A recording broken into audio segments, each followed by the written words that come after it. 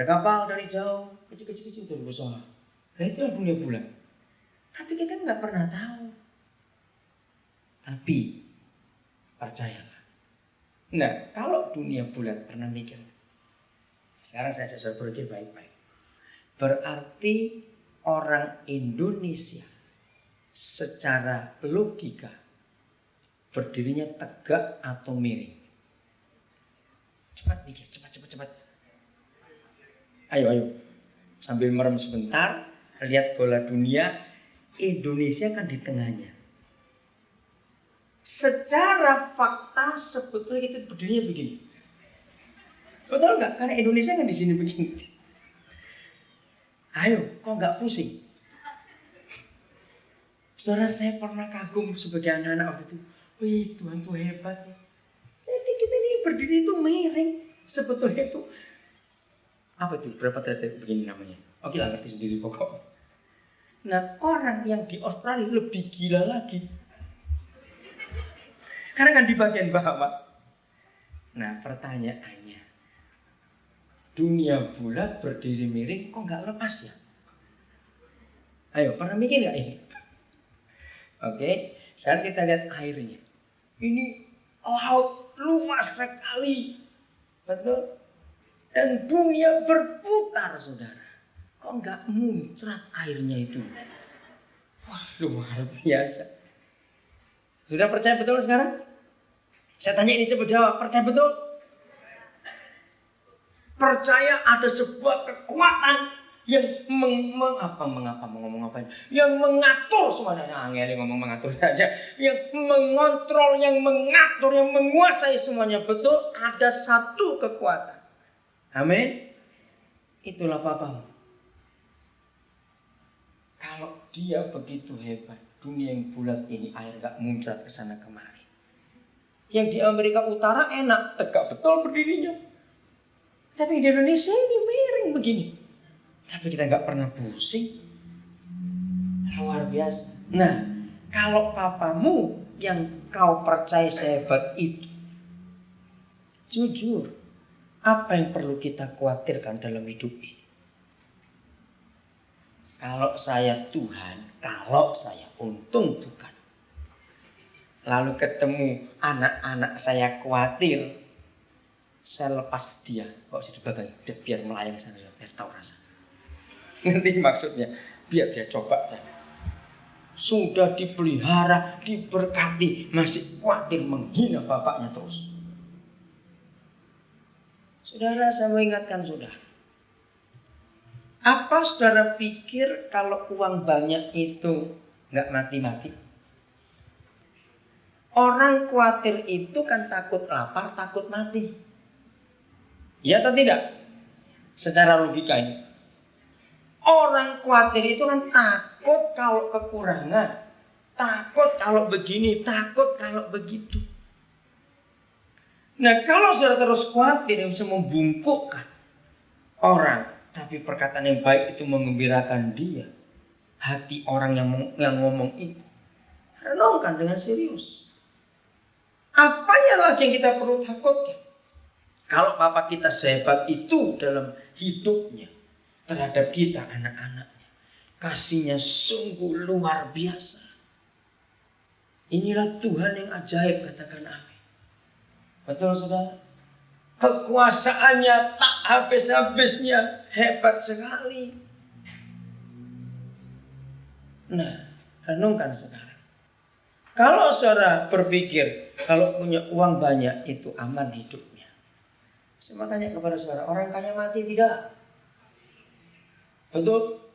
Mati. Nah, kalau orang kaya bisa mati, berarti kekayaan nggak bisa beli nyawa kiloan. Amin? Ayo, ada jual nyawa di supermarket? Sekilo berapa? Kalau ada saya beli banyak. Nah, orang kaya juga mati, sudah. Maka itu untuk apa kita khawatir dalam hidup? Bibir dan perkataan kita perlu diurapi Roh Kudus, katakan amin. Karena kalau bibir dan perkataan kita diurapi Roh Kudus, maka kita punya bahasa-bahasa yang baru dalam hidup ini. Bahasa-bahasa yang lama keluar, kita nggak akan ucapkan lagi. Bahasa-bahasa yang menguatkan, bahasa-bahasa yang menyegarkan dan sebagainya. Mari kita lihat Yesaya. Ya, saya suka lihat kitab Yesaya. Pasal yang ke-40. Ayat yang ke-12. Yesaya 40. Wah, ini sungguh luar biasa. Siapa yang apa? Menakar air laut. Oh, pengangguran betul nih orang. Ngapain air laut ditakar? Dengan lekuk tangannya. Amin. Kalau tanya siapa, berarti yang bisa siapa? Tuhan. Siapa yang mengukur langit dengan jengkal? Naiknya aja bagaimana? Jengkal itu jengkal ini antara ujungnya ibu jari sampai ketemu ujungnya kelingking. Itu namanya jengkal. Siapa yang mengukur langit pakai jengkalan? Tuhan yang mengukurnya. Sebab dia yang buat itu. Siapa yang menyukat, ya, yang bungkus debu dengan takaran? Nggak ada. Siapa yang menimbang? Wah, ini lebih aneh lagi nih. Gunung-gunung ditimbang pakai dacing. Dacing itu timbangan emas yang kecil itu. Dari ayat 12 ini kita menemukan ternyata papa kita yang membuat semuanya ini. Buat dia air laut itu cuma selekukan tangannya. Ya ampun, laut segede itu buat papa cuma selekuk tangannya. Lalu papamu segede apa? Pernah bayangkan nggak? Loh, kok nggak amin? Nah, papamu segede itu kamu masih takut, menghina betul kamu. Papa kita itu yang menjengkali langit dengan jengkalnya. Sayang ya saya nggak tanya langsung berapa jengkal langit dari jengkal papa kita itu. Wah, hebat sekali. Dia yang menyukai debu tanah dan takaran. Lalu gunung-gunung cuma dianggap kerikil, ditimbangi pakai daging. Coba bayangkan. Ayo, siapa yang pernah membanggakan papanya waktu masih kecil? Saya ini dari dulu kalau suruh berkelahi itu takut. Tapi luar biasa, kalau dekat papa saya jadi berani. Sudah. Wah, sudah.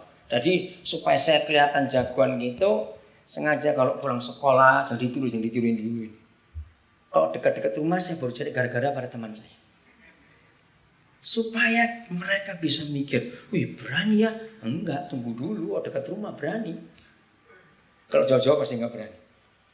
Nah saudara, papa itu sehebat itu. Siapa yang dapat mengatur roh Yahweh atau memberi petunjuk kepadanya sebagai penasehat? Wah, Roh Kudusnya itu luar biasa hebatnya. Ayat 14. Kepada siapa Yahweh meminta nasihat untuk mendapat pengertian? Pada siapa dia minta nasihat? Maka itu jangan ngajari Tuhan. Saudara, jangan berdebat dan diskusi. Kenapa matahari terbit dari timur? Apa yang diperdebatkan? Sudah urusan dia.